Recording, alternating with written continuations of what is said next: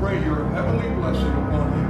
In Jesus' name. ইরানের পাল্টা হামলা থেকে বাঁচতে শেষমেশ পাদ্রীদের শরণাপন্ন হলেন মার্কিন প্রেসিডেন্ট ডোনাল্ড ট্রাম্প। বৃহস্পতিবার হোয়াইট হাউসে বেশ কয়েকজন গির্জার নেতা জড়ো হয়ে প্রেসিডেন্ট ডোনাল্ড ট্রাম্প এবং মার্কিন বাহিনীর জন্য প্রার্থনা করেছেন, কারণ ওয়াশিংটন ইরানে সামরিক অভিযান চালিয়ে যাচ্ছে।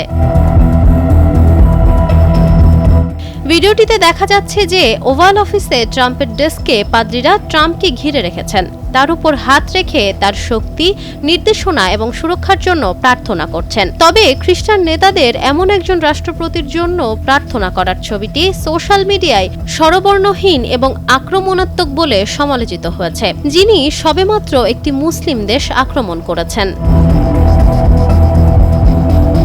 ট্রাম্পের ওপর হাত রেখে তারা বলছেন, আমি আমাদের সৈন্যদের এবং আমাদের সশস্ত্র বাহিনীতে কর্মরত আমাদের সকল পুরুষ ও মহিলাদের ওপর আপনার অনুগ্রহ এবং সুরক্ষা প্রার্থনা করছি, এবং বাবা, আমরা কেবল প্রার্থনা করি যে আপনি আমাদের রাষ্ট্রপতিকে আমাদের মহান জাতিকে নেতৃত্ব দেওয়ার জন্য প্রয়োজনীয় শক্তি প্রদান করবেন।